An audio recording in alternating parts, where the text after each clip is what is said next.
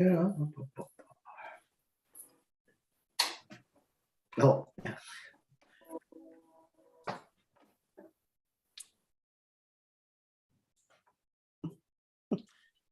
Good afternoon, everyone, and welcome to the meeting of the Northwest Community Council for February 28th, 2022. It is 6:02 p.m. And I'd like to call the meeting to order. My name is Paul Russell and I represent Lower Sackville. And what I would like to do this evening, interesting. We don't have a declaration. What I would like to do this evening before I start is, or before we go too much further, is make sure that we have the audio and video working for members of council. So let's start with District 1 and Councillor Dago Gammon. Good evening. Good evening, Mr. Chair and colleagues, and any staff and members of the public joining us tonight. All set to go. Good stuff. Thank you. And Deputy Mayor Deputy Mayor Lovelace from District 13. Good evening. Yeah, we look a lot alike, right? So I totally understand. Exactly. Why you'd From bad to worse, I tell you. So, Mr. Chair, if I might, I will just say that Halifax Regional Municipality is located in Mi'kmaq, the ancestral and traditional lands of the Mi'kmaq people. Municipality acknowledges the peace and friendship treaties signed in this territory and recognizes that we are all treaty people. And since this is a new land acknowledgement being added to all of our meetings, sometimes it just doesn't make it to the agenda, but it is important. And so I just felt that I would get that in there. Thank you so much. And I know that staff do all that they can to make sure that our agendas are up to date. So thank you, staff. Thank you. And Councillor Blackburn, District 14, good evening. Hello there. Good evening, everybody, and members of the public joining us. Looking forward to a good discussion this evening. Thank you. Absolutely. Thank you. And Councillor Oath at District 16, good evening. Good evening to all from Bedford Wentworth. Good evening. Okay, so that all works. So that's awesome. Now, the next item on the agenda is the approval of the minutes from January 17th, 2022. Can I have a motion to approve the agenda? Sorry, the approval of the minutes. So, Mr. Chair. I'll second. Councillor Dago Gammon and seconded by the Deputy Mayor. Thank you. Any errors or omissions? Councillor Yes. Blackburn. Thank you, Mr. Chair. Just taking note that the approval of minutes on the agenda says January 17th, 2021. So The agenda that I'm looking at says 2022. oh, really? Okay, I might have an older I'm agenda then. Yep. Sorry, Chair and Councillor Blackburn. I will make sure that the minutes do reflect the correct date. Yes. Super. Thank you. Oh, all right. Perfect. Thank you. Any other errors or omissions? Is that within the agenda or within the minutes, Councillor Blackburn? It's actually on the agenda itself. It's On the agenda. Okay. Yeah, approval of minutes for January 17th, 2021. So just wanted to bring that to the clerk's attention. That's awesome. Thank you.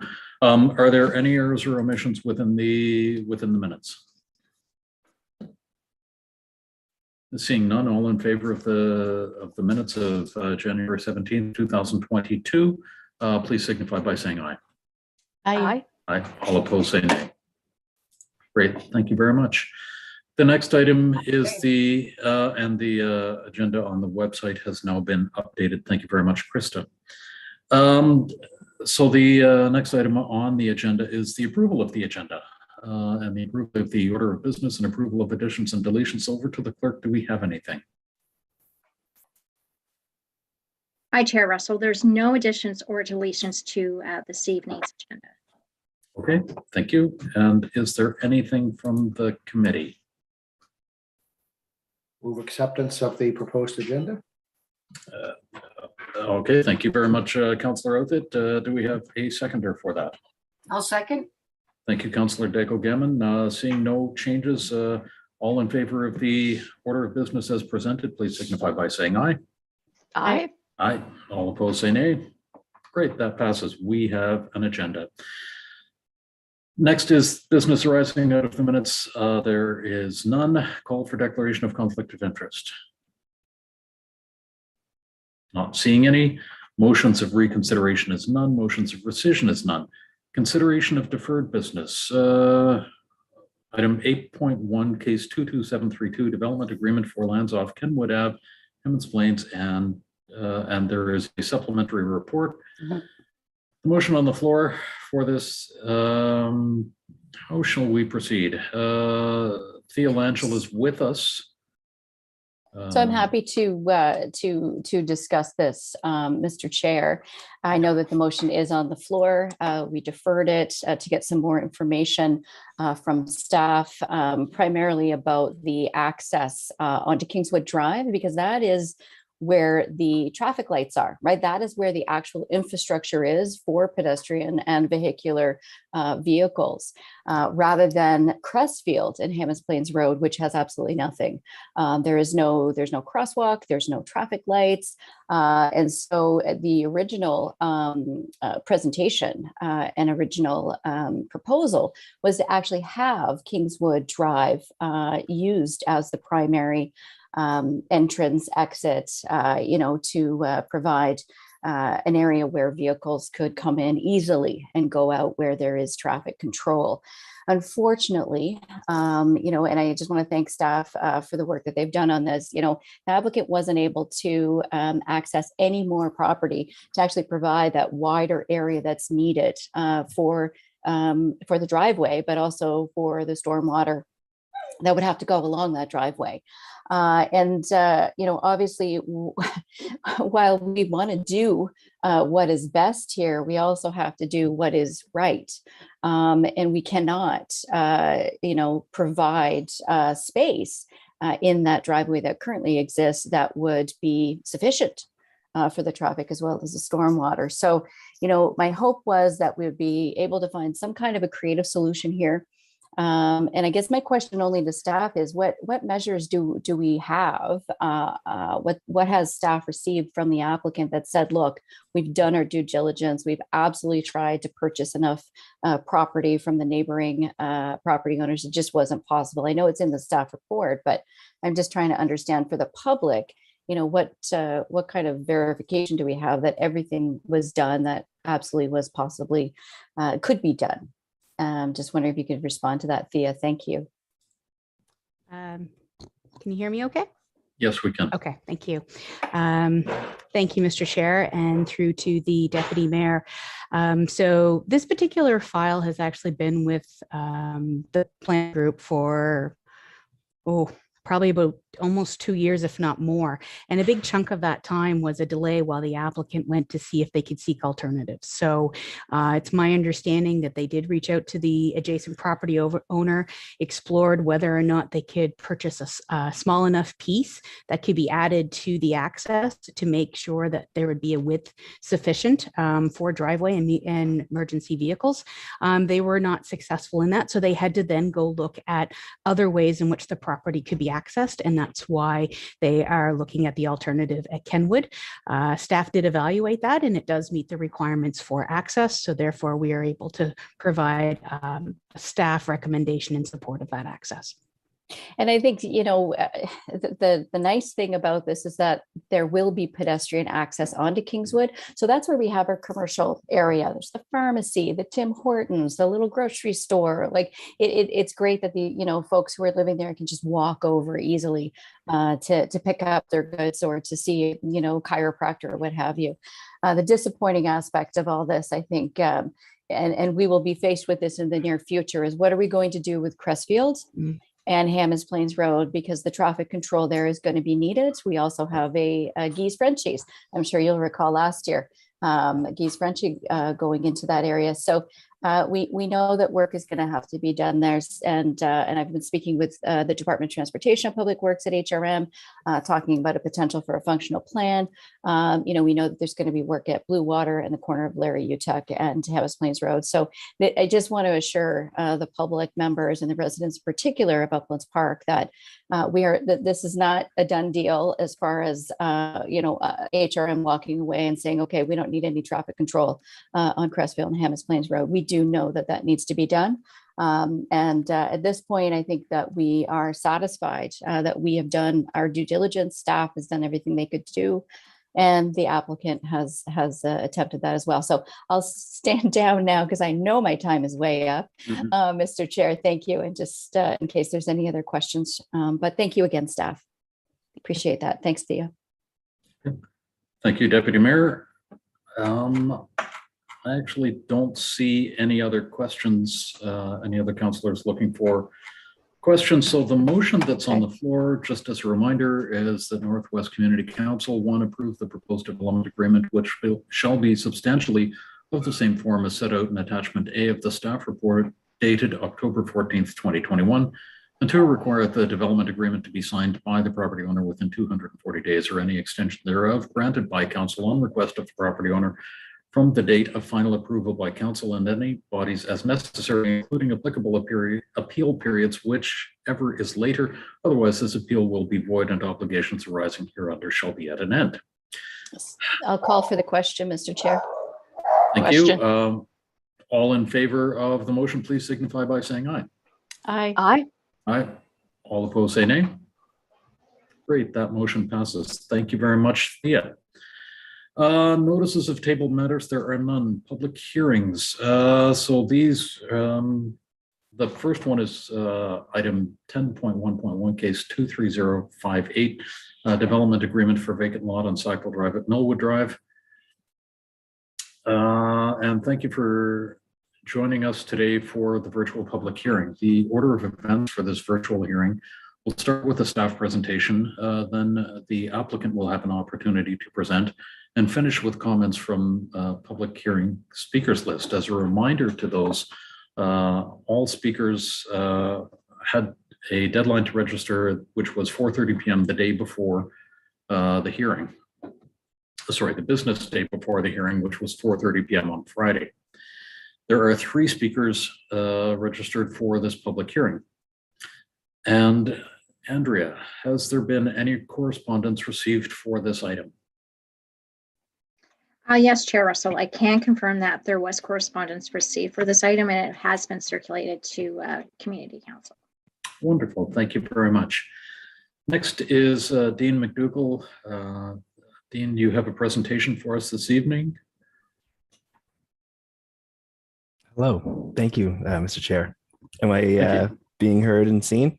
Yes, we can hear you and see you.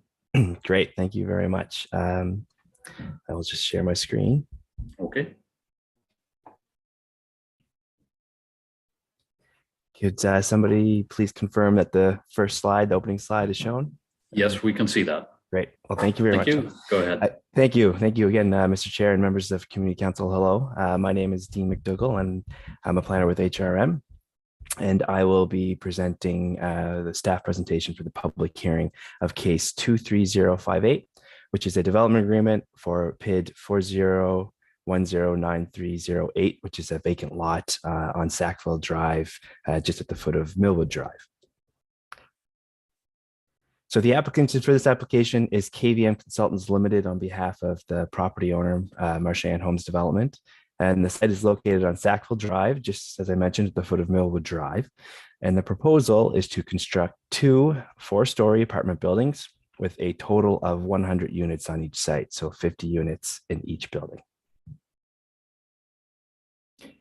In terms of site context, on the image on the left, you can see the site circled in red and its location in respect to Murchison Drive, Highway 101, and the commercial center of Sackville Drive. And the image on the right, we're zoomed in a little bit closer, and you can see the large vacant parcel outlined in red. And you can see Baker Drive, which is located on the rear. And across the street, where you would see the intersection of Millwood Drive and Sackville Drive. And the site is adjacent to the fire station to its left, and across the street is Valley Field Farm, just for some context. Here are a couple more images that may help give you a better sense of the site. So the image on the right is taken from street view, as if you're driving on Sackville Drive past the site, heading east. And so the site would be on the right. It's the treat area, obviously, and Valley Field Farms would be on the left. So planning policy outline. So when a planning application is made, it's often enabled by planning policy. So meaning it was envisioned that development would happen here, and rules and guidelines were written to help shape what that development would look like. And so planning in HRM consists of 3 levels of documents. It starts with the regional plan and subdivision bylaw, which is very high level, and it identifies where population growth should occur, and also where investment on things like transit, piped water, and sewer should also occur. So the second level of planning policies is the community plan. So this is a focus on a very specific geographic area and gets a bit more detailed on what type of development can happen where, what land uses should happen where. So often planning applications like this one here tonight require approval by council. They are enabled in this plan, in the community plan. So for this application, the applicable community plan is the Sackville municipal planning strategy. And then the third layer and the most detailed planning document we have is the land use bylaw. So this outlines specific zoning and regulations that don't require special approval by council. So if you meet the rules, then you can go and just get a permit without having to engage with the public. So the subject site today, it's designated urban residential in the community plan and the Sackville municipal planning strategy. And the urban residential designation is it's designed to recognize the importance of the single unit dwelling environment in the area, but also acknowledging the need for higher density residential in response to the diversified housing needs of the general population. So in recognizing the importance of the single unit dwelling environment, it's pre-zoned R6, the rural residential zone, but in its designation, urban residential, it also has an enabling policy, UR8, which was written to require apartment buildings of 6 units or more to be considered by development agreement. So this application was made under that enabling policy. This slide demonstrates where we are in the planning process to date. So we're nearing its conclusion. Tonight's a public hearing, and whatever council's decision is tonight, it is appealable either by the public or by the applicant. And there is a 14-day appeal period to which appeal can be submitted. So the proposal, this is a site plan of the proposed development. So you can see the 2 buildings, building A on the left and building B on the right. There's 2 access points proposed to Sackville Drive, leading to the underground parking and rear parking spaces in the back. Now, the applicant has stated that they will retain as much of the existing vegetation as possible, and there's also a landscaping plan as part of the development agreement. And that's a requirement in the agreement as well. This is an elevation. So the buildings are mirror images of each other. They're pretty close to being identical. So this is the elevation of just one of the buildings. I won't go into all the elevations. I'm sure the applicant is going to present that in their presentation, so I'll go lightly on that. But as you can see, this building's 4 stories tall, so roughly 13.4 meters in height, so 44 feet. And it's proposed to be detailed with metal cladding of 2 colors, a light and dark, with a third contrasting color to help accentuate the entrance. So policy consideration, back to policy UR8, it lists several things that council has to consider in evaluating any proposed multi-unit dwelling. And I'll just quickly recap them. So they are compatibility with adjacent land uses, the height, massing, and appearance of the proposed multi-unit, the site design and landscaping, the amenity space provided, any traffic impacts, and the adequacy of the surrounding services, so sewer, water, recreation, transit, etc. The engagement completed includes consultation achieved through a mail out, a website, and a virtual PIM, which was held on April 7th of 2021.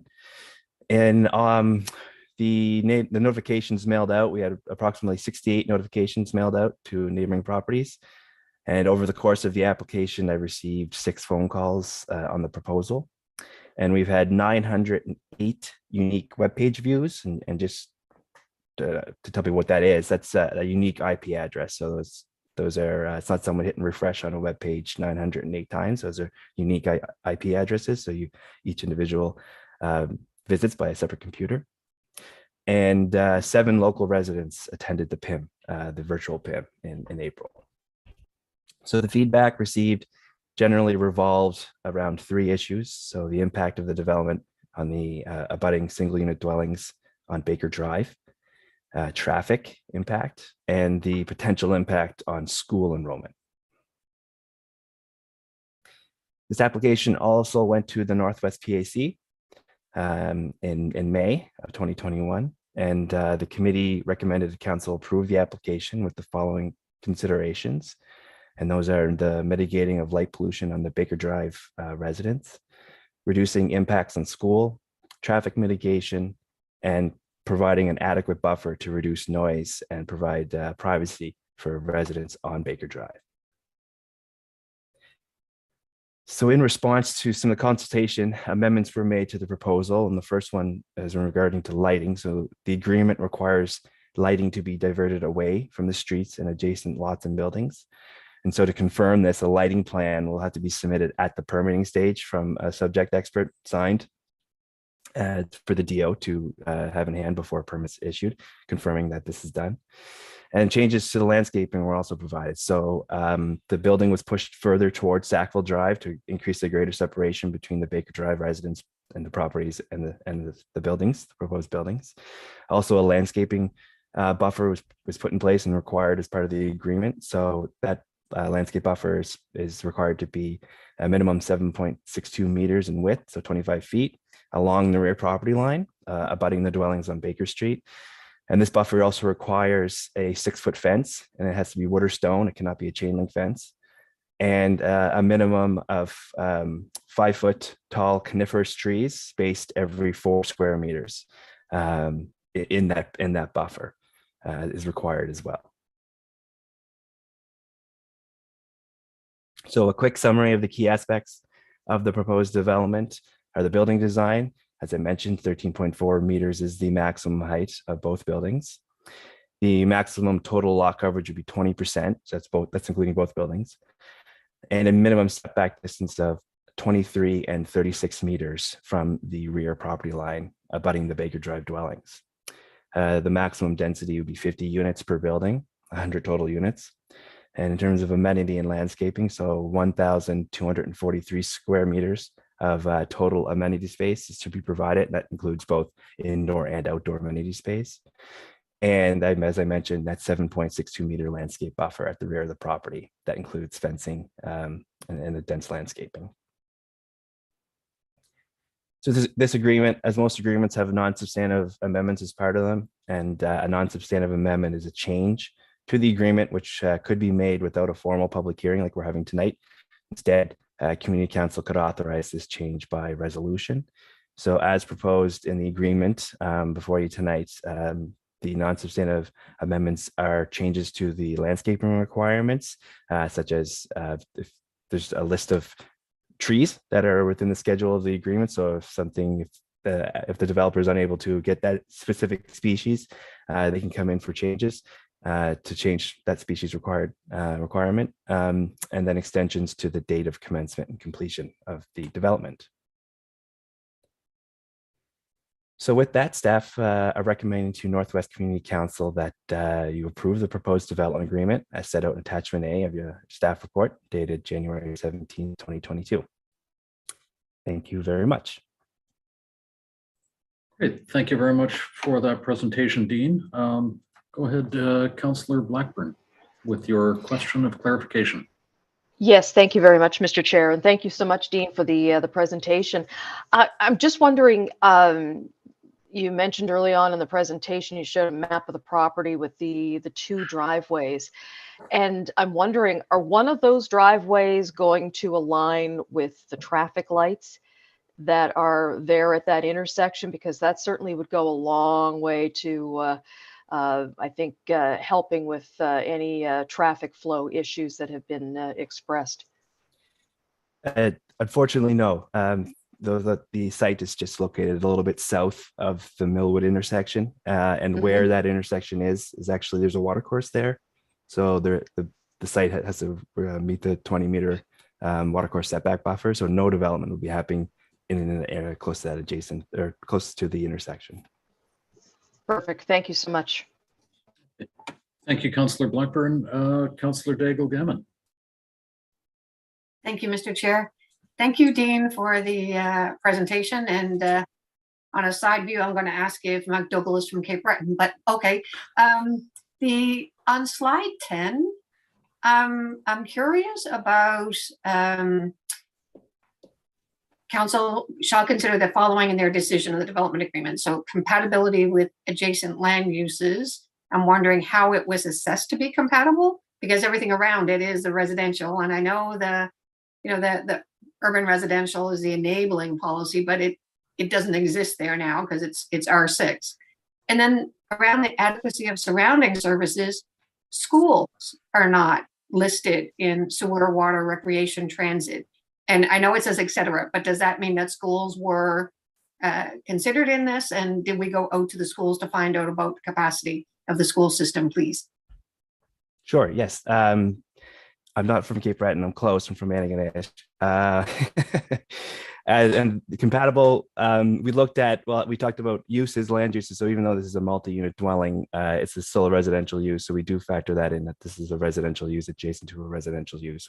But then we also look at the form, the building massing, and the height to ensure that it's compatible with the adjacent land uses as well. And then the school board, yes, that they are listed. Unfortunately, I didn't add it on my presentation. They were grouped in the et cetera. I do speak to it in my analysis, not in the staff report, but in the attachment. It is a requirement of the policy to consult the school board. We did consult with them. They received this application. We didn't get a response back from them, but we do have some information that they provided us that helps us with our analysis of capacity. And I can expand on that right now, since you brought it up. But so I'm just going to bring up my, make sure I don't get the ratio incorrect, my note. So according to HRCE, the child yield per apartment unit in Hrm is 0.16. So that means that HRCE's long-term planning would plan for 16 school-age children to be living here. And so looking at other sites, this low ratio, staff have concluded, suggests that this development would have a very little impact on the enrollment in the area. And so this development would be a part of the Nolwood High Family of Schools catchment area.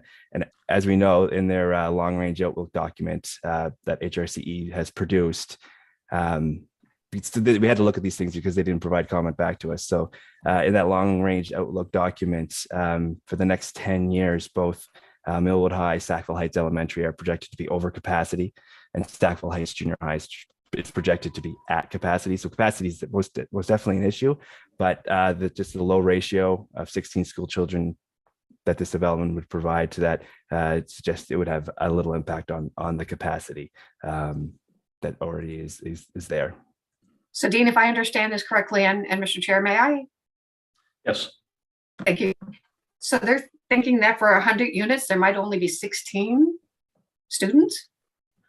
Yeah, that's I don't know the rationale behind so for a the school ratio. system, that's pretty amazing math.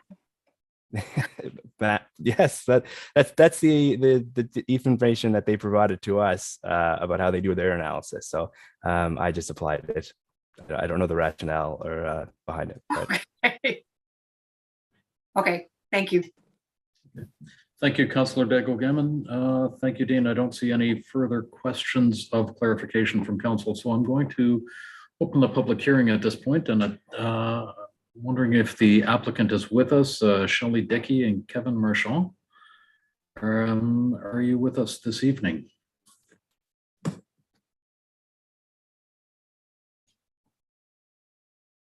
Andrea. I just promoted the applicants to panelists for the Zoom meeting, so ask if they're present again, please, Chair. Okay, thank you very much. Shelley Dickey and Kevin Marchand. Are you there? There we see you as Trevor Adams. Okay, that's awesome. We can't hear you. There we can hear you. Okay, you have 10 minutes. Go ahead. Perfect. So my name is Shelley Dickey, and I'm a urban planning consultant working with Kevin Marchand and Marchand Development. I'm going to interrupt for a second. How How are we doing, council, as far as audio? It's a little sketchy. I wonder, maybe try turning off video. It's a little scratchy. It's difficult to hear. Thank you. Yeah. Super, thank you. Go, Shelley, would you mind turning off your video? There we go. That might help with the audio, and go ahead.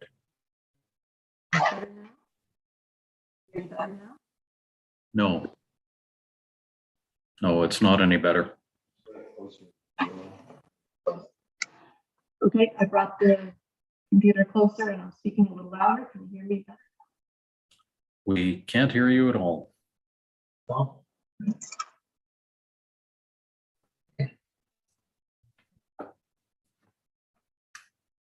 At this point, I'm not sure what to suggest.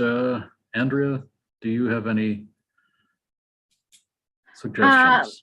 I'm going to suggest that the applicant leave the meeting and try to rejoin and see if that helps with the audio. And make sure that you have the proper audio selection selected on the audio settings when you join the meeting. Or why don't we check the audio settings right now? Make sure that you have the proper microphone selected that you are using. Can you hear us now? Yes, try a little bit more. Can you hear us now? We're happy to be here to present tonight to the Northwest Community Council. Council, how are you feeling about that audio? One member acknowledges it's okay, another member acknowledges it's sketchy. Not that that member would ever use the term sketchy, but It's better than it was. it's Yeah, better it's than better it than was. it was. If you can just speak into in closer to the microphone, maybe sit closer to your computer or your laptop. Okay, how's that now? Okay, Much better. Okay. let's try it. You have 10 minutes. I'll reset the clock. I don't do that for councillors. So you go ahead. Great. So my name is Shelley Dickey, and I'm an urban planning consultant working with Hrm Developments Limited on this proposal for 100 units of multi-unit housing on Sackville Drive. You can see from the first slide here that this is a rendering of the development. Dean did show you one of the elevations, but I think this very clearly shows the development along Sackville Drive and the retention of trees in between the buildings and in front of the buildings on Sackville Drive. Next slide, please. So this is, as I said, a proposal for new multiple unit housing. Hrm Developments is looking to respond to a growing housing need in Middle Sackville by providing 100 quality new units. And this is also responding to a low vacancy rate that's occurring in Middle Sackville that has continued through the latest statistics from CMHC. This development will provide an alternative housing form to single unit dwellings in the Middle Sackville area.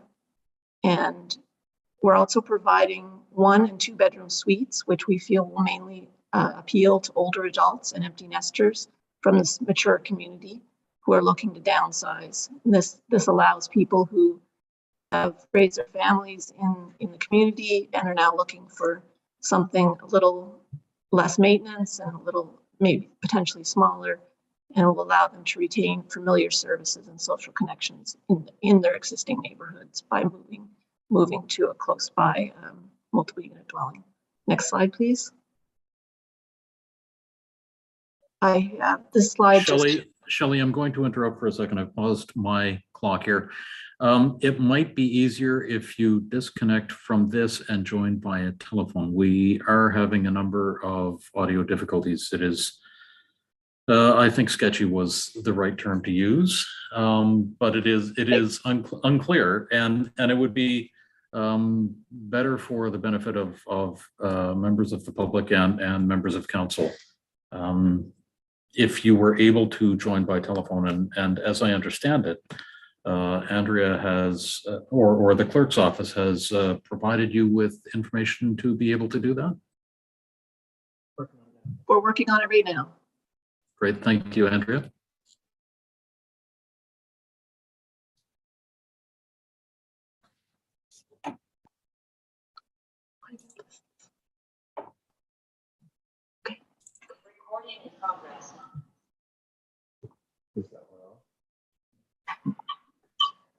Okay, great.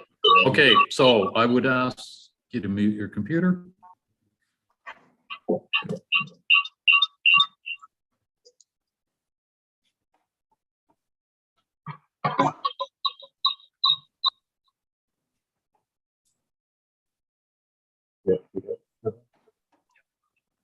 I apologize. We're working on it.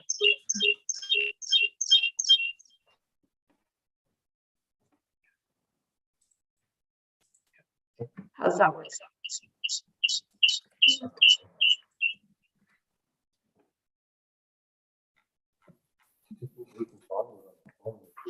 That might actually be worse. We'll get there. The hamster wheel sounds interesting, though. Yes. There was a colorful phrase used for that. Can you?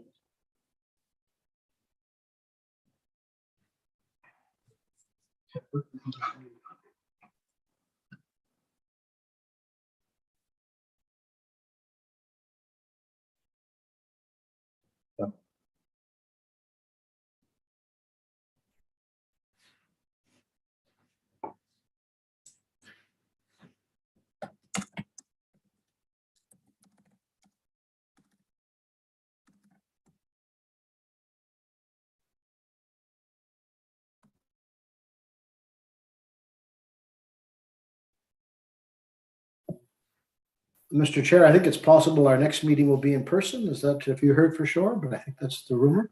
That the March 7th? restrictions, not that meeting. The March 7th meeting will be virtual, but the next regular meeting of Community Council, I believe we will have passed the. The It will be 21st. the date. It will be the date Yeah. that the restrictions drop.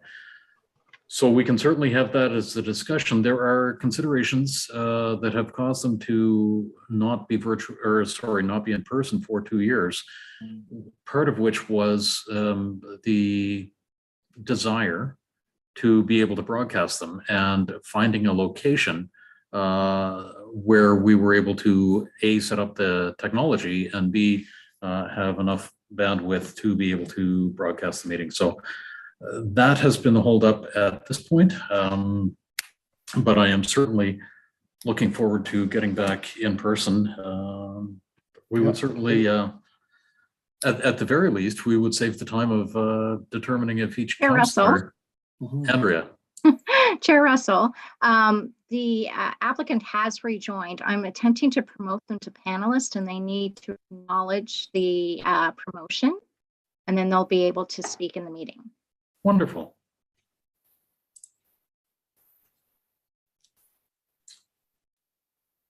I was midstream of filling the air. Hey, I did a good job of helping out there. You really did. I appreciate that.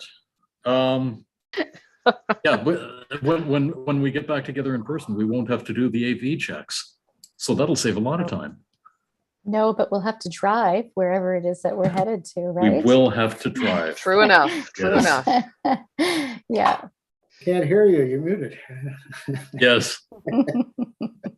I have so wanted to say that in an in-person meeting. So, I Mr. did Chair, the the first one back at Regional Council. Yes, the you did. applicant has been promoted, so you can invite them to join the meeting again. Wonderful. And now for the applicant, you have multiple audio streams. Can you please mute most of them? There we go. That sounds a lot better. Okay, are you on, sir? Shelley and Kevin, are you there? Can you hear us now? We can hear you now perfectly. So go ahead. You have 8 minutes and 18 seconds left. Okay. Would you like me to start from the beginning, Chair, or? No, we are looking at the slide that says excellent location policy requirements, slide number Okay. 3. All right, thank you. Sorry for the delay. No problem. So this site represents an excellent location as required by the policy. It's a vacant site within a mixed-use area, so there are a number of Other uses in the area, institutional uses, a church, the fire station, agricultural uses, as well as commercial uses adjacent to the site in a car dealership. Our analysis has shown that the traffic volume that will be produced by this site will have a minimal impact on the functioning of Sackville Drive. The site is close to recreational facilities, schools, and commercial uses, and it will also, given the target residents of this new development, will have minimal impact on school enrollment with the anticipated residents. Next slide, please, number 4.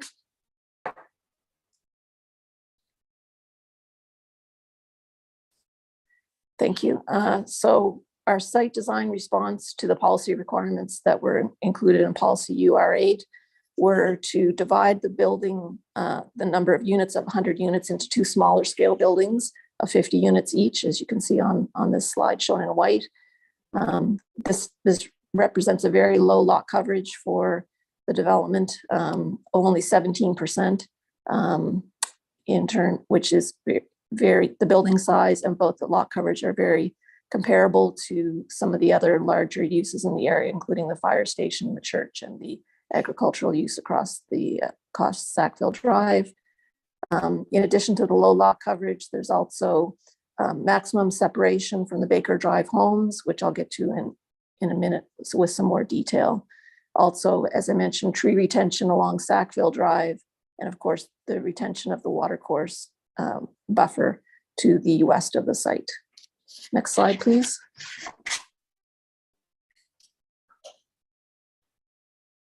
So some more details about the site plan. We feel that this is a very sensitive design that's been crafted in order to fit in with the natural environment of this vacant wooded site, as well as the surrounding land uses.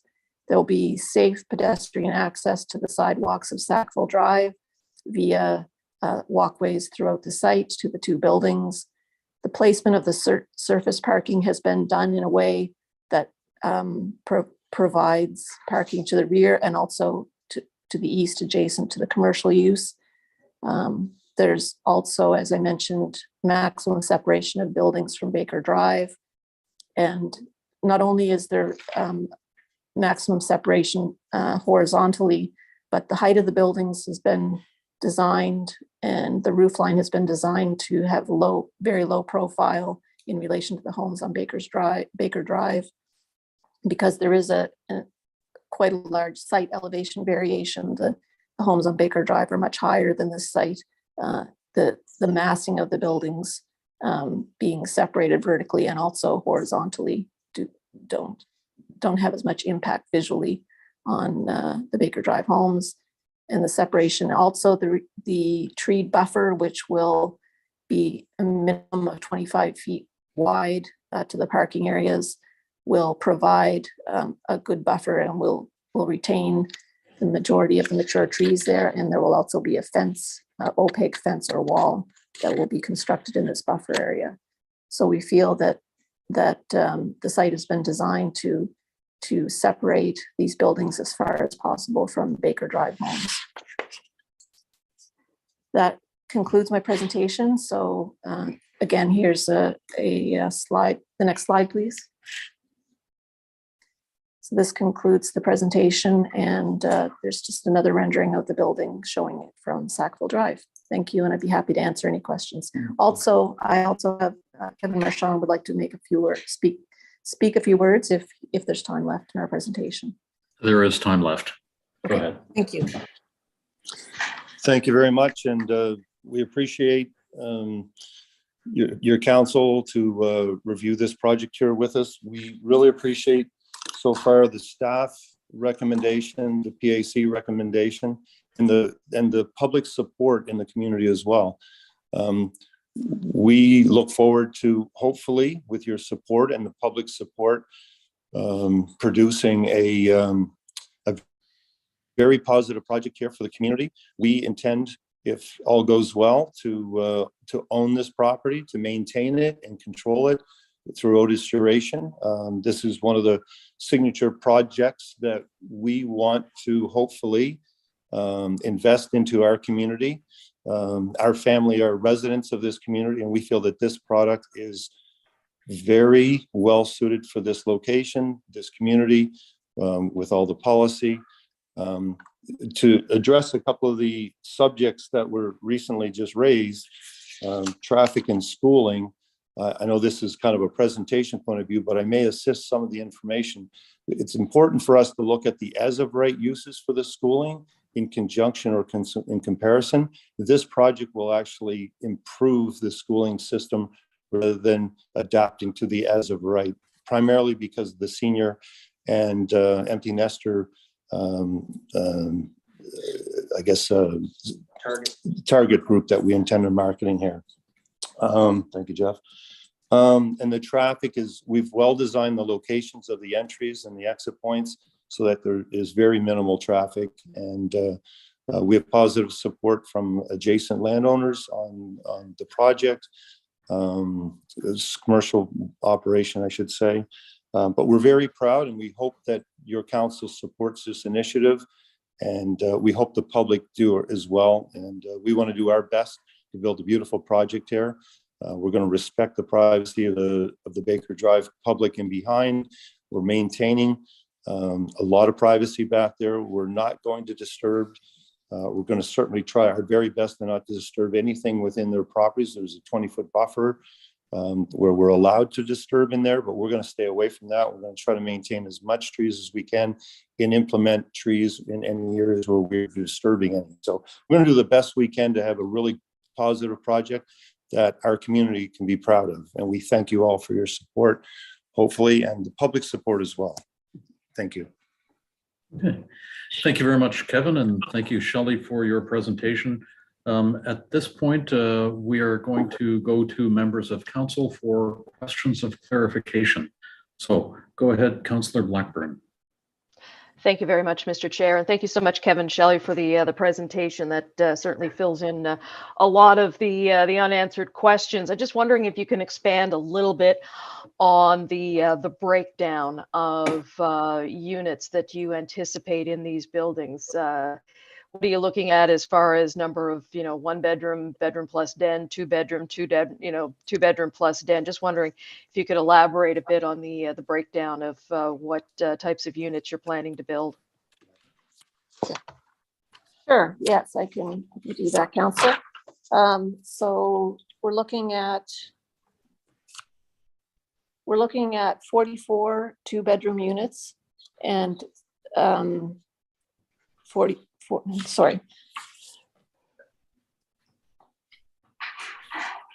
two-bedroom units with 56 one-bedroom units. The one-bedroom units range in size from 680 to 800 square feet, and the two-bedroom units from 980 to 1,215 square feet.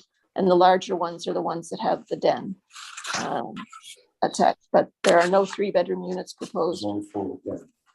And of the two-bedroom with den, there's only 4. Gotcha. All right. Thank you so much for that clarification. Much appreciated. Okay. Thank you very much, Councillor Blackburn. There are no further questions of clarification at this time. So any members of the public who have registered with the clerk's office on this matter will be given 5 minutes to speak.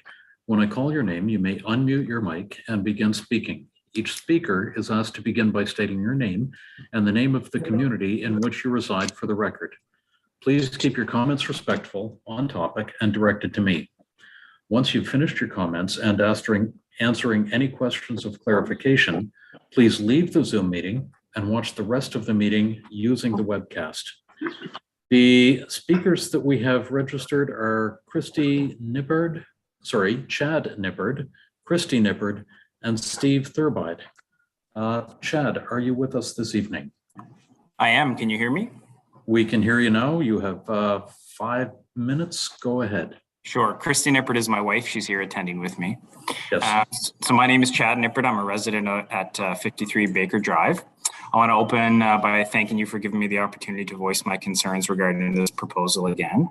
And I'd like to reiterate my main points of concern for case 23058 as outlined in my letter to Planner Dean McDougall dated September 1st, 2020. These include the current zoning is rural residential. This application is a departure from this. Other impacts other concerns are the impact on the resale value of my home, the encroachment on my family's privacy. So to give perspective, the roof of the building is level with the top floor of my 3-level home. The lack of a secure division between my home and the development, the loss of mature trees that provide immeasurable privacy and sound buffering between my home and the development. Also, the developer in the proposal is using a traffic study from 2015, which is woefully inaccurate given the population boom that we've experienced here locally. And most importantly, the immediate and future impact on my children's education.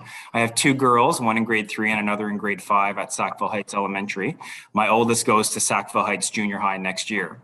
And taken directly from the Sackville Master Plan, Council should consider the adequacy or proximity of school, recreation, and other facilities. And under policy UR8, also to consider the impact on traffic circulation. And to give some perspective on hard numbers, Sackville Heights Elementary School is currently 142% over capacity. That's 531 students for a capacity of 375. There are 6 portables, all of which impact the outside play areas of the school, including covering an entire basketball court. And to be frank about the traffic situation at the school, it's atrocious. We have a volunteer who directs traffic in the morning. A few weeks ago, my wife witnessed our volunteer being hit by a car. I suggest you go there at 8:20 in the morning to find out yourselves how much of a disaster it really is.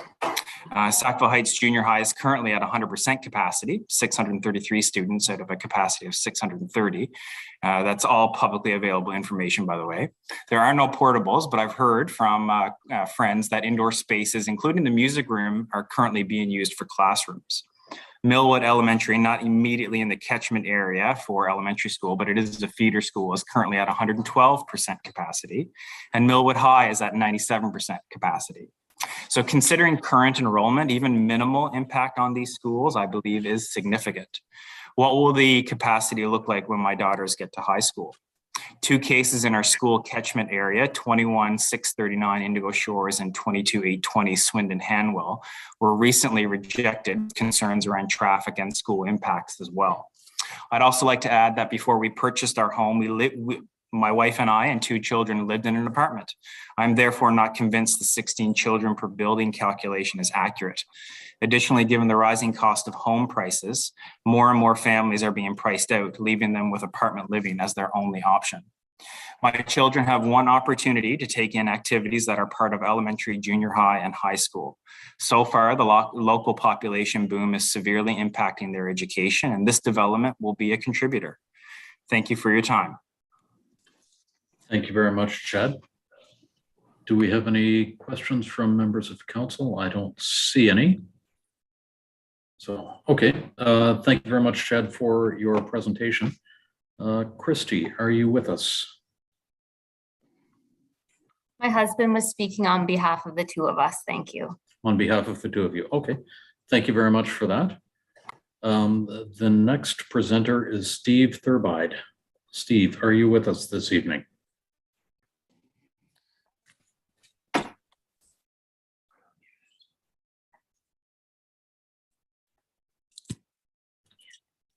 We can see you. At this point, you're muted. We can't hear you.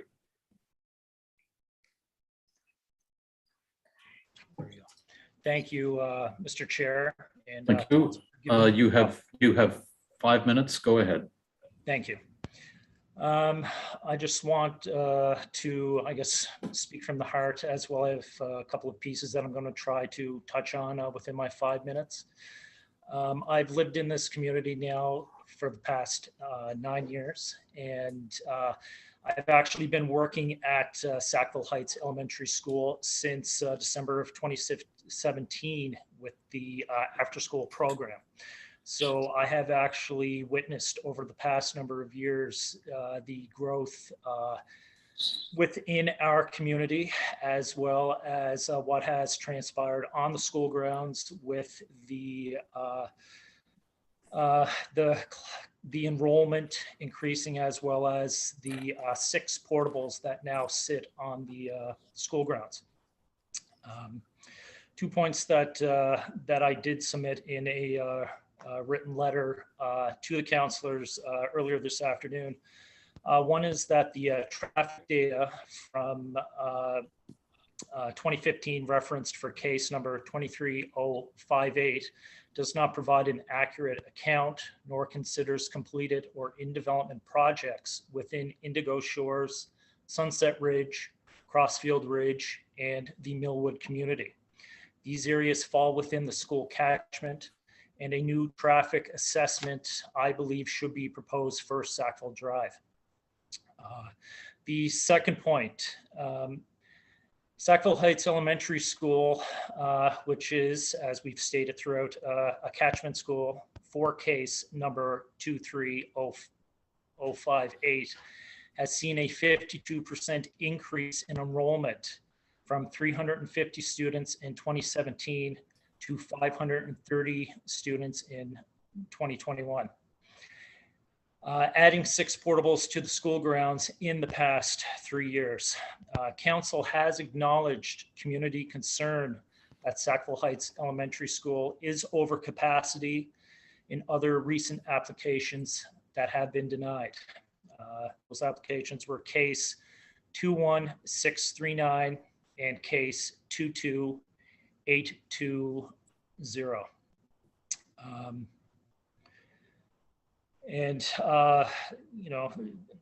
Basically, again, just speaking from the heart, working at the school, seeing how the number of students within the school, it not only affects the students, but it affects the staff. It affects the community as a whole.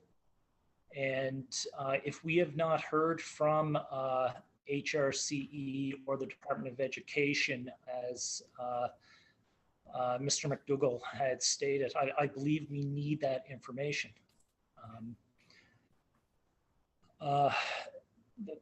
That's everything that I do have to say. Thank you again for the time. If I could just state to Councillor Deagle Gammon, I am from Cape Breton. But again, Council, I do greatly appreciate the time to speak. So thank you. Thank you very much, Steve, for your presentation this evening, and thank you again for or to Chad and Christy for what you have provided us to consider. I would also like to thank everybody who provided a written submission to the members of council. So Steve and Shelley Dickey and Kevin Marchand, the applicants, would you like to provide any response to what the members of the public have provided? Yes, we would like to. Thank you. Okay, thank you. You have 5 minutes. Go ahead. Okay, thank you for the opportunity, Chair.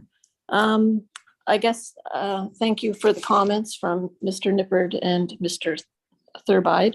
I guess I'll just focus on 3 points that I heard from their presentations that we'd like to respond to.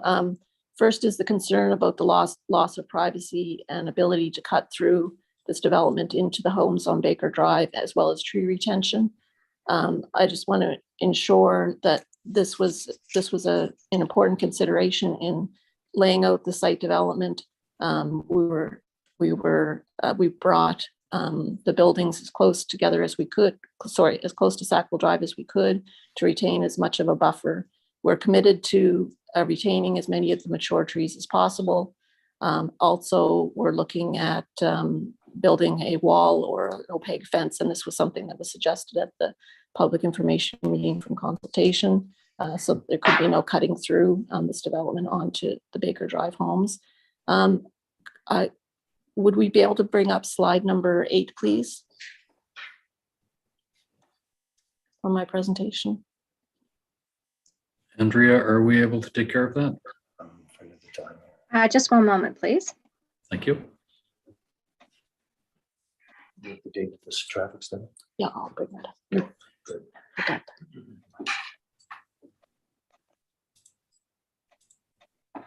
Thank you.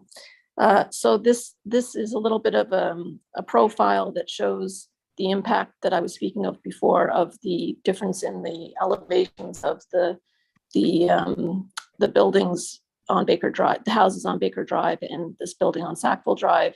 And you can, I won't go into a lot of detail, but you can see the elevation has a great impact to reduce the height, the relative height of the buildings from when viewed from Baker Drive. So we've taken that into account. We also proposing a four-story building with a flat roof in order to reduce the perceived massing of the building from the Baker Drive properties. Secondly, I heard some questions about the traffic study that was done. Also in response to at the public information meeting, we heard traffic concerns. The original study was used was Hrm data from 2017, and that was given the pandemic at the time when this application was made in 2020. That was felt to be better information than the information during the pandemic, when traffic levels were greatly reduced. But the traffic consultant did go out and do new traffic counts and new traffic studies in response to the questions at the public information meeting, and found actually that the levels of traffic along Sackville Drive were reduced, and that was done in 2021. It was determined from the traffic consultants at Hrm that the 2017 data was the best data that could be used at the time. And it was in the traffic study, it was taken into account that there would have been an increase from there. So it was estimated as opposed to being able to have empirical data because of the reduced traffic during the pandemic. And finally, the issue of school capacity I wanted to address. As Dean had noted, there is an HRM-wide ratio of in multi-unit buildings of 0.16. So 16 children potentially could be generated from this building, or potentially could be going into the schools from this building. However, this is across all grade levels, which is a little more than one student per grade. It's also an HRM-wide ratio, which takes into account all neighborhoods that have a lot of children, neighborhoods that are mature, which we feel this neighborhood is. And we also feel that the 0.16 won't be potentially achieved because of the residents are intended to be mainly seniors and empty nesters. Shelley, I'm going to interrupt. You have 30 seconds left. And I also wanted to add that the by right development of this property for single family dwellings with accessory apartments would also generate a similar number of students to a multi-unit residential building. Thank you. Okay. Thank you very much, Shelley. I don't see any questions of clarification from members of council. So can I please have a motion to close the public hearing? So moved. So moved, Mr. Chair. Thank you, Councillor out there, for moving that, seconded by Deputy Mayor. All in favor of closing Aye. public hearing? Aye. Aye. All opposed, say nay. Nay. Thank you. I'm sorry. Sorry, no. I can't vote twice, can I? No. You can't vote twice. I'm sorry. I was definitely in favor of that. Thank you. Thank you. Thank you very much, Councillor Blackburn. We have that noted. That you were in favor of that. So at this point, I'd like to turn the floor over to staff for any response to the members of the public or the applicant. Go ahead, Dean. Thank you, Mr. Chair. No, my only response, I'd just like to also provide some clarification on the TIS. So to reiterate the point that the application came in 2020. So as we all know, traffic was not the same. So empirical data at that time would not have been sufficient. So the 2017 data was used, and there were assumptions made about potential increases since that data collection. So the 2017 data suggested about 9,000 was the volume of vehicles were on the road pre-pandemic. So the increase that they calculated at was probably today it's in the 10 to 12,000 range. So they did increase the data. They made some assumptions, some educated guesses on that as best they could. And this was all accepted by the Hrm traffic engineers about those assumptions about the increase in traffic since 2017. And so the TIS suggested that there's residual capacity in the corridor to accommodate the future traffic growth with those new numbers. So just wanted to add some clarification on that.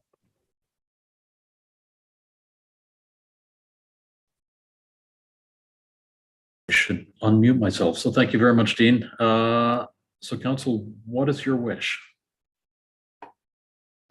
I can put the motion on the floor, Mr. Chair. Go ahead. All right. Thank you very much. I move that Northwest Community Council 1 approve the proposed development agreement, which shall be substantially of the same form as set out in Attachment A of the staff report dated December 14th, 2021, and 2, require the agreement be signed by the property owner within 240 days or any extension thereof granted by council on the request of the property owner from the date of the final approval by council and any other bodies as necessary, including applicable appeal periods, whichever is later. Otherwise, this approval will be void and obligations arising hereunder shall be at an end. I shall move. Second. Thank you, Councillor Blackburn and Deputy Mayor. Go ahead, Councillor Blackburn. Thank you very much. And I just want to say a big thank you to the members of the public, our community members who spoke this evening, Stephen and the Nippard family. Much appreciated. Certainly, I have spoken at length recently about issues and school capacity in this community, but this one doesn't worry me as much. And just to sort of revisit a couple of decisions that were made recently with regards to the apartment building decision at the top of Margison Drive. That building was never envisioned as a residential building. It was initially conceived as a commercial building, and so that was the main issue with that, is that those residents were never envisioned to be part of the school community. Same with the Indigo Shores, the lifting of the cap decision that we recently made as well. That one was taking some very measured increases in population and speeding them up. And really, I mean, let's face it, if you're moving to Indigo Shores, chances are you're carting a couple of kids along with you. You're not buying that great big house just for you and your spouse. So that's where these two sort of differ. This and those other two projects sort of differ for me. The other thing too to look at that I'm looking at with regards to this is the makeup of the units. They're envisioning 56 one-bedroom units in these two buildings. So that's that is the majority of the units will be one bedroom, and that to me doesn't scream family of 5 moving in and using and enrolling in the schools. That to me says empty nesters, senior step down housing, and that's certainly something that we need a lot of in our communities, is step down housing. Thank you so much to Dean for the school information, because you were able to get more than I've ever been able to get, so I appreciate that for sure.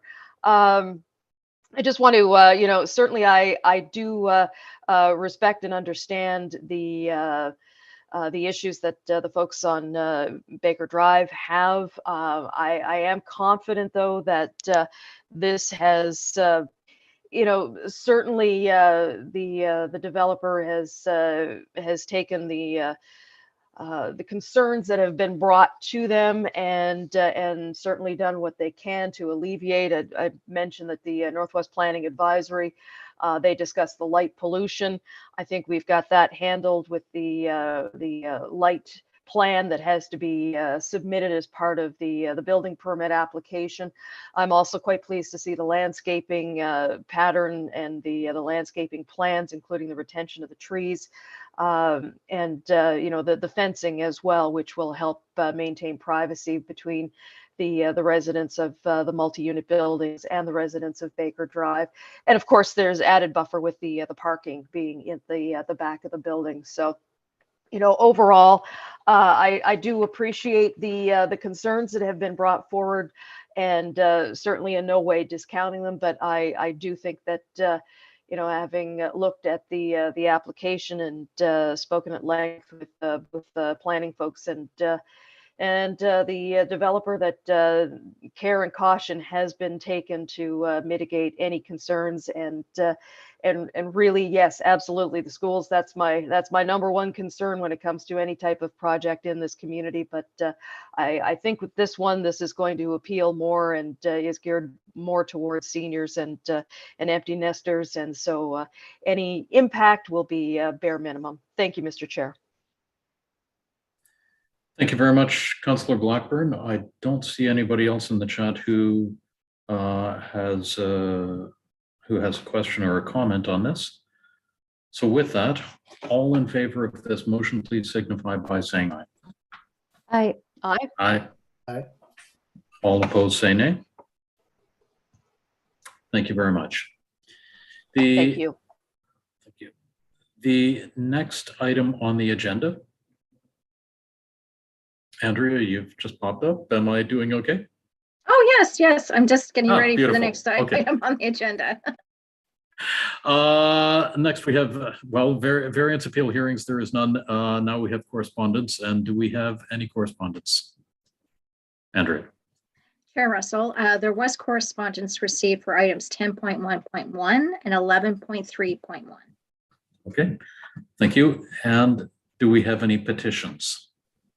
There were no petitions received through the clerk's office for today's meeting. Okay, thank you. And do we have any from members of council? I don't see anybody waving their hands.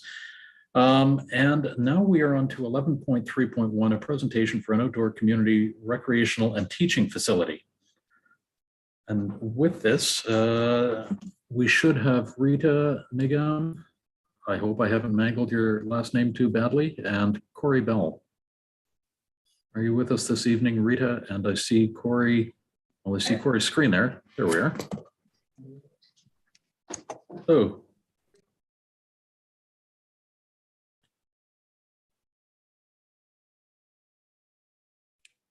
And we can't hear you yet, Corey. I muted myself because we're in the same room. There we go. So please keep one of the computers muted. And go ahead. We have the presentation on the screen. Go ahead. And can you see me? We can hear you, but we can't see you. You can't see me. Okay, just a second. We'll just fix that. You're going to get technical support to come over? Yes, which is Corey Bell. Yes, exactly. Oh, there it is. I missed that. And there we are. Okay, there we go. So can everyone hear and see me now? Yes, we can hear and see you, and there is no echo, and we have the slide on the screen. We're good to go. Okay, well, perfect. Well, thank you, Mr. Chair, and for the councillors to give me this opportunity to present on an outdoor community recreational and teaching facility, which will be located in the northern suburban HRM area.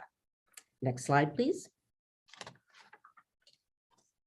So before we begin, our committee wants to acknowledge and celebrate the history of the traditional lands of the Mi'kmaq people. And we promote the Indigenous recreation that will be discussed later in the presentation. Next slide, please. So our primary goal is to promote healthy living for all members of the community. The project plan is an artificial turf field with lighting, a training track, and an Indigenous space. And we are asking the councillors to support this project at Regional Council for HRM to HRM staff to take the lead and financially support 20% of the project. And we'll get into the financials a little bit later. Corey will be talking about that. And this project will provide an early opportunity to show the progress of HRM's recreation goals, in particular the playing field strategy. Next slide, please.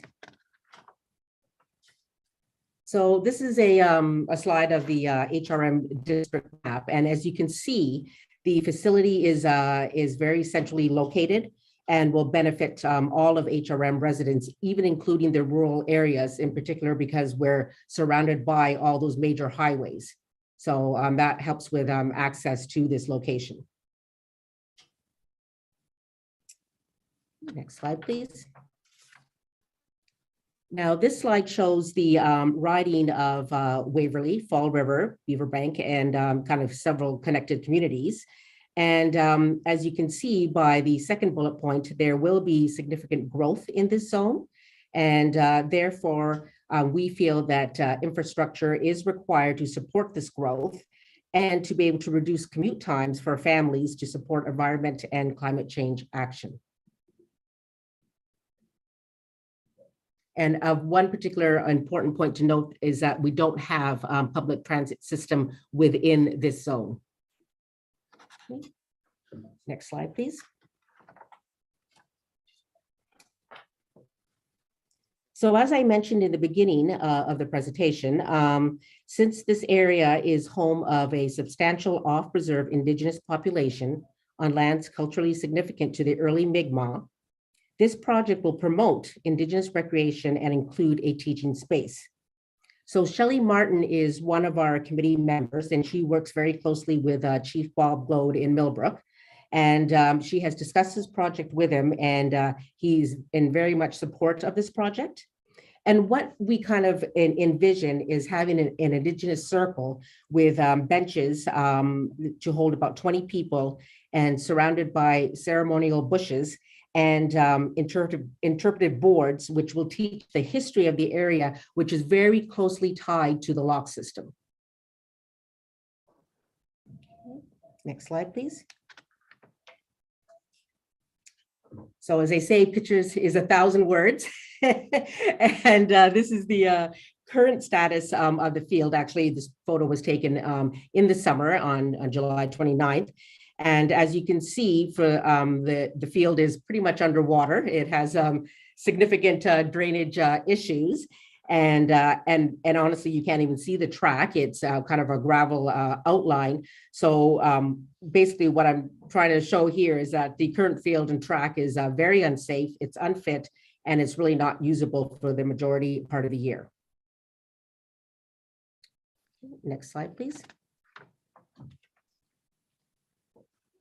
And this is what we envision. So we propose to upgrade that current field and track to a multi-sport artificial turf. So sports, we're including field hockey, lacrosse, football, soccer, and also a 6-lane train track for running and walking groups. And in particular, we want to support active senior living inclusion since there are limited sidewalks in our community. And there's also a plan for a seniors home to be built soon close to this site.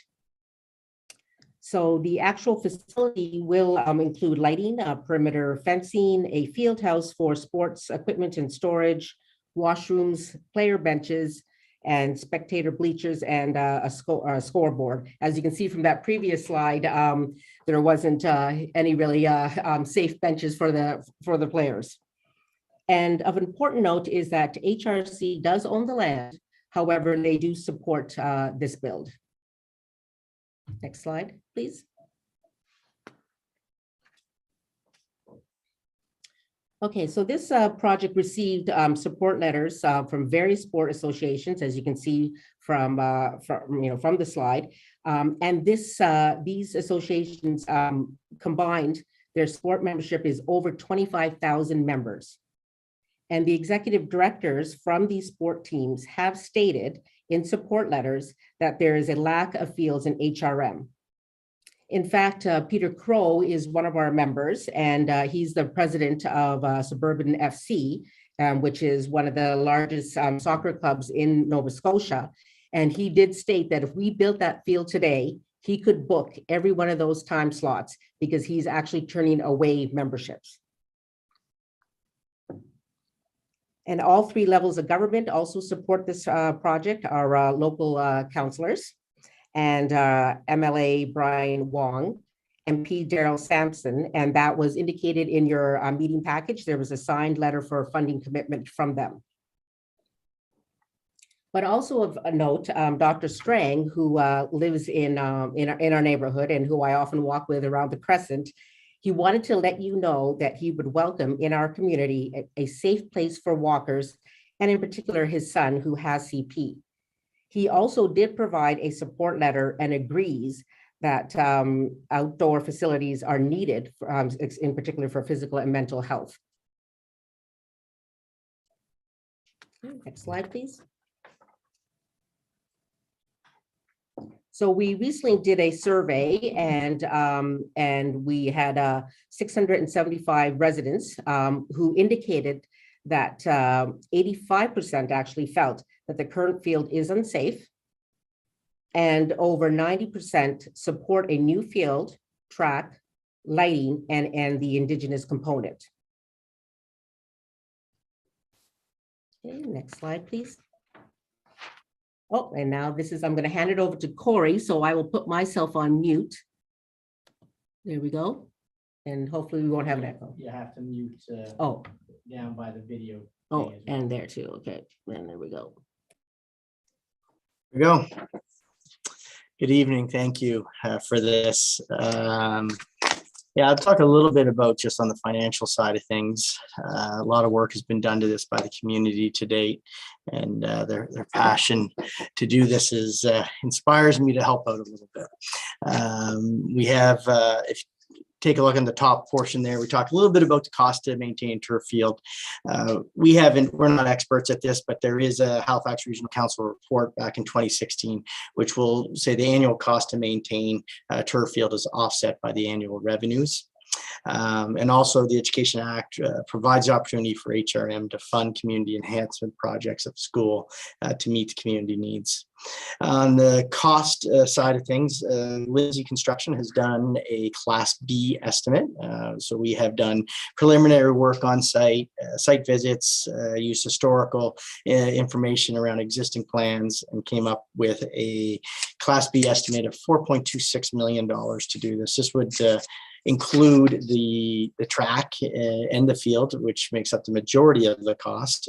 They are expenses, I'm sure you probably know, but this also carries about a 10% contingency. This budget was done back in July of 2021, so there's been nothing really important as far as inflation from that point forward based on the requirements.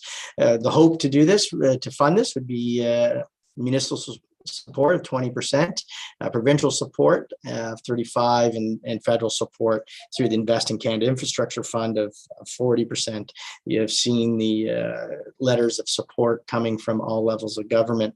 The fundraising, you have good corporate citizens that happen to live in the nearby area, so there will be fundraising. We have a solid team, and we have a letter of support from Lindsay Construction to help on the fundraising side of things. So we're well on our way to do our part, and hope that the other levels of government can step in as well. I'll pass it back over to Rita to conclude for us.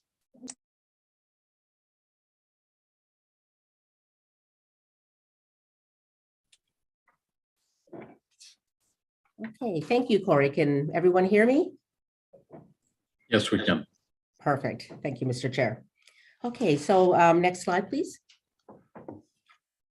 Okay, so to summarize, the project is inclusive to all and promotes physical activity, which is very important in a pandemic, as we all know, is getting people in outdoor spaces and keeping them active. The community and sports teams have shown an overwhelming support through a petition that was, we had 1,700 signatures back in December 2019 from the recent survey, as you saw. and the numerous support letters that we received from not only the sports community, but also from our local communities through FRABA and LARA. Next slide, please.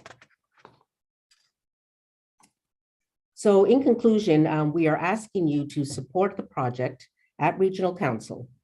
The project aligns with the key government initiatives such as environment and climate change action, Indigenous learning and recreation promotion, seniors active living inclusion, and HRM residential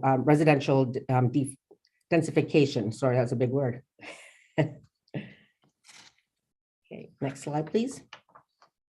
So as Corey mentioned, this is our big, large team of very dedicated volunteers, and involves all of our government officials too. And I would like at this point to thank them and acknowledge all these volunteers for their time and effort on the project. Next slide, please. And this is our last slide. And I think, again, a picture says 1,000 words. This is what we inspire to. And I thank you very much for your guys' time, for listening, and we welcome any questions. Thank you very much, Rita and Corey, for that presentation. I'm going to open up the floor to councillors for questions at this point. At this point, we can ask questions of clarification, but not have any debate. We are able to bring motions to the floor, and those motions are limited to requesting a staff report or referring the presentation to staff and ask staff to consider the request. But at this point, it is questions of clarification. And Councillor, Deputy Mayor, go ahead. Thank you so much. Thank you, Corey, Rita, great presentation. You've got a great team there. It's so exciting to see this coming together. So congratulations. You're doing really good work for the community. My question is on the playing field strategy. HRM has been talking about the playing field strategy. We don't have that in our hands yet. I'm wondering how this project, this amazing project, fits with that. And I'm wondering if you can just give us an inside scoop as far as what you've been hearing from staff and how this actually works with that playing field strategy, because obviously, you know, the next step, I guess, and maybe Councillor Daigle-Gammon can fill us in, but my understanding would be the next step would be to go into that capital planning project and into, you know, moving that forward. But first, my understanding is it's got to be part of that playing field strategy. So Rita, I'm wondering if you can talk a little bit about that. Thank you. Yes. No, thank you for the question. Yeah, we are waiting for that strategy too. It should be prepared hopefully next month. And we were involved with that strategy. Actually, we helped out the HRM staff, the Parks and Recs, to get out the survey. And also I took part in a stakeholders meeting to kind of, you know, say why we in particular in our area want this kind of field, because I think it was really important. What came to me, what was really key in that playing field strategy is about the fact that do we want big, large tournament style type of field strategies where we have multiple fields, a lot like what's in Dartmouth right now? Or is it important also to have local community? And I use Fredericton as a model. I grew up there, and I've always been very impressed that in every local community, there was some sort of, you know, recreational facility that was free and available to that community. Yet it was accessible, you know, to everyone too. Like it wasn't, you know, it wasn't just meant for the local community. So I think there's something to be said about that. And I'm hoping that some of those things that we discussed with the Parks and Rec staff will come out in that playing field strategy. So I'm looking forward to that document too, to see what came out of that survey. And so your presentation tonight, you know, you've met with staff, you've talked to them about this, and the work that you're doing is informing the playing field strategy. So that's really important, so that you're not on an island, you know. Yeah. So this is really good. This is exactly how the process is supposed to work. So thanks for filling me in on that. I appreciate it. Thanks, Rita. No problem. Thank you very much, Deputy Mayor. Councillor Daigle-Gammon, go go ahead with a question of clarification. Oh, I'm going to be so careful here, Mr. Chair. Question of clarification. Thank you, Corey. Thank you, Rita, for the presentations.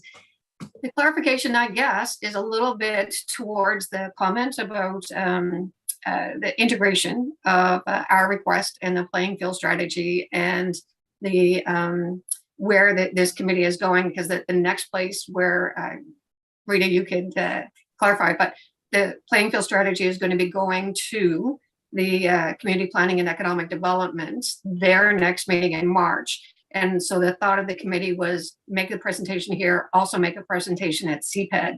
And by that time, the playing field strategy should be before us. And then we'll be able to articulate exactly how we would like it to move forward to regional council. So that was sort of the path that this committee was trying to take, very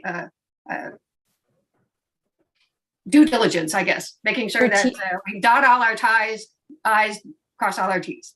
Strategic. That's what I was looking for, Councillor, Deputy Mayor. Thank you. Yes, Kathy and Corey came up with a beautiful project plan, and we hope to be presenting at CPED on April 21st, but I don't have confirmation on that yet. So, but that's in the works. Okay. Thank you very much for those comments on those questions of clarification or something.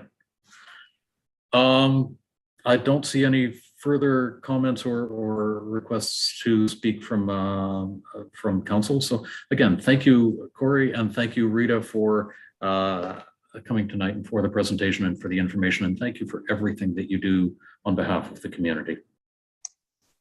Thank you. Thank you. Thank you.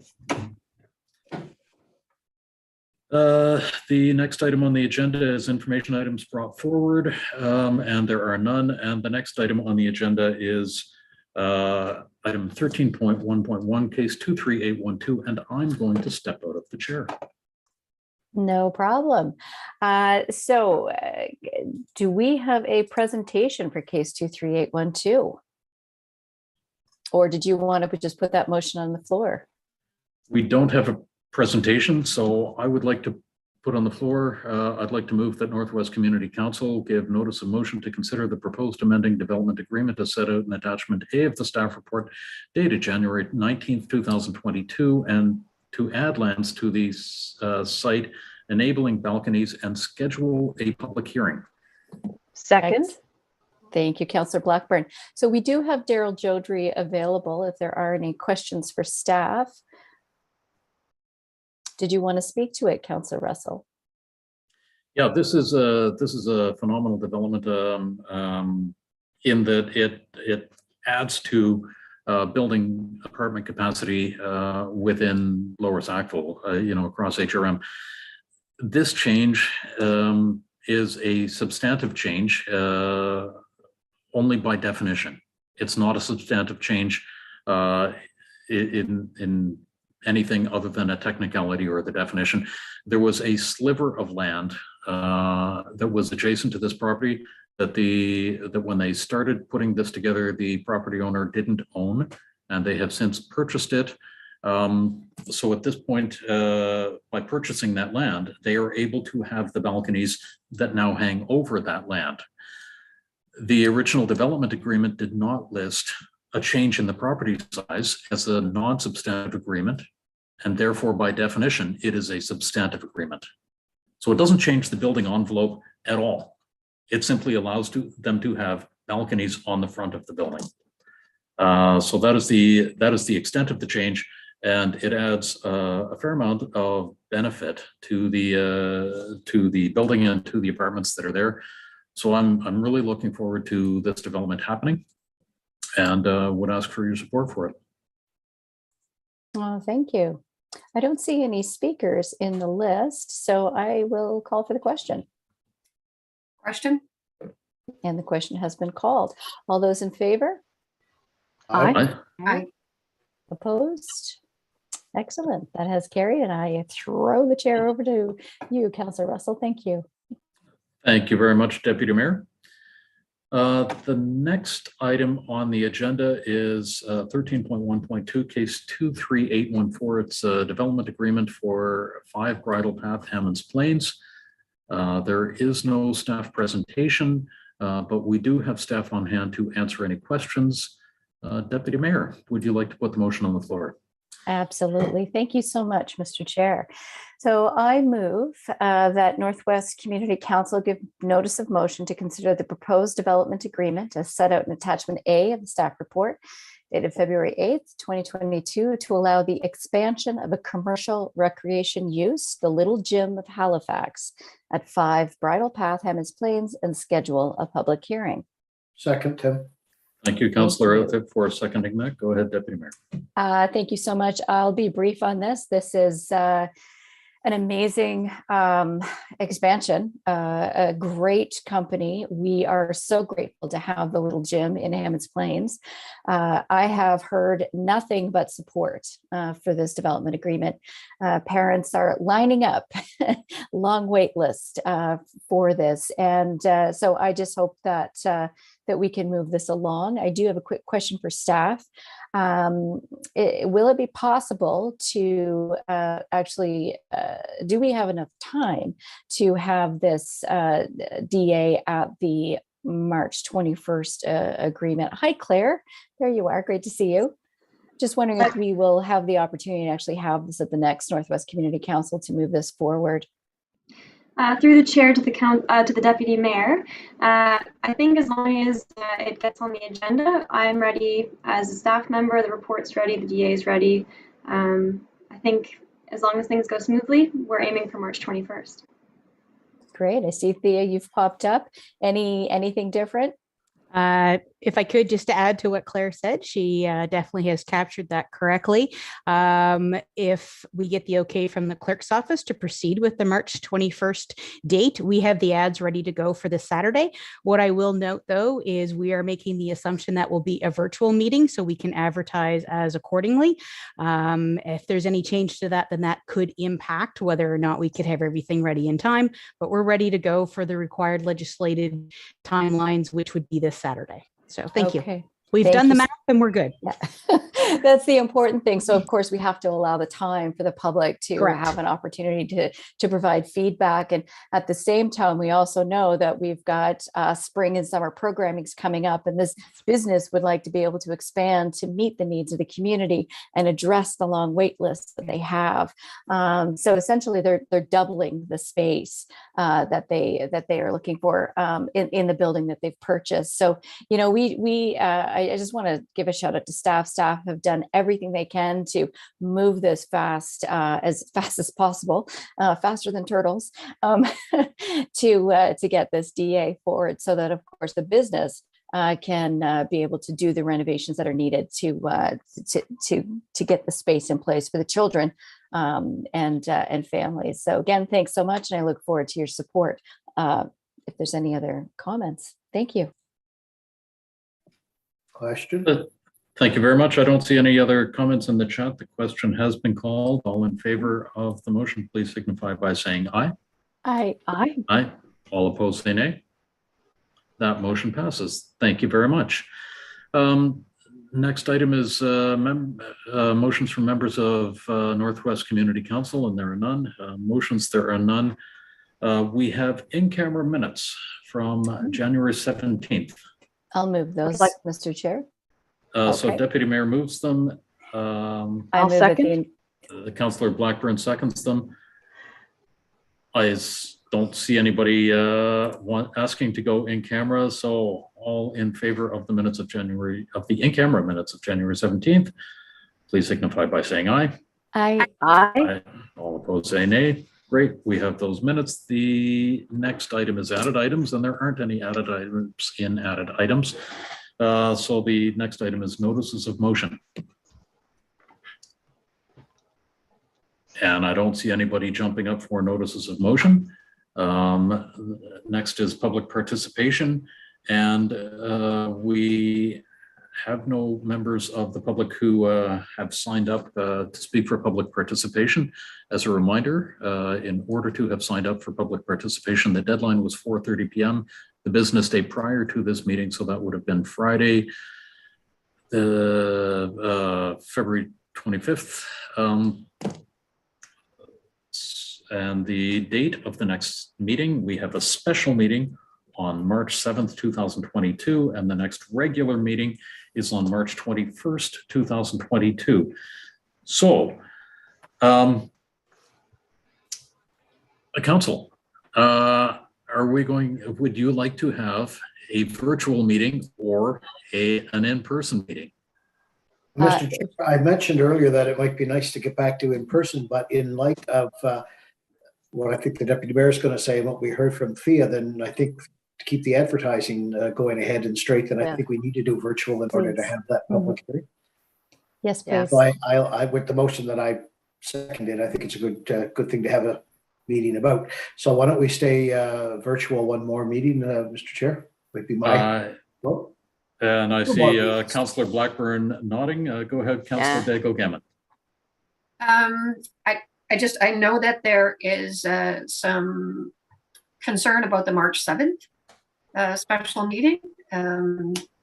Some people would like, I think that there are members of the public, and this might be getting into something different that Andrea wants to weigh in on, but I do know that there's going to be some requests there that it not be virtual and it be in person, but timing and all those kinds of things, I'm sure, are consideration. Probably no time to do that yet. March 7th, that's virtual. Yeah. March 7th, sorry, Chair Russell. March 7th has been set as a virtual meeting, and the public health requirements aren't lifted until March 21st. Right. As well, we're the municipal clerk's office. We haven't firmly set up what the return to in-person meetings is going to look like. I do know that Regional Council is starting on the 22nd, but I don't know what the in-person meeting requirements are going to be for meetings outside of council chambers. I know it's Northwest Community Council's wish to, when you return to in-person meetings, to return to in the community. So at this point, we can't really, I can't make any conclusions about that. So it's something that I will be discussing at future agenda reviews with the chair and the vice chair. So we'll be virtual on the 21st, and the Deputy Mayor will be happy. And hopefully the chair of the committee will be happy as well. We don't care about him. We don't care. Thanks, all. And I do think, just knowing that the public health, will be lifted on that day. There's obviously a lot of work for staff to do to get us situated in the community, depending on, what's on the agenda and where we're going to be and so on. So definitely there's a lot of work to prepare for that. So I think we should look at our first in-person meeting for April. Yeah. Thank you. Thanks all. Okay. Thank you, everybody. So that would be, again, March 7th is a special meeting that is virtual. March 21st is a regular Northwest Community Council meeting that is virtual. Can I have a motion to adjourn, please? I'll move, Tim. Thank you very much, Councillor Outfit. We are adjourned.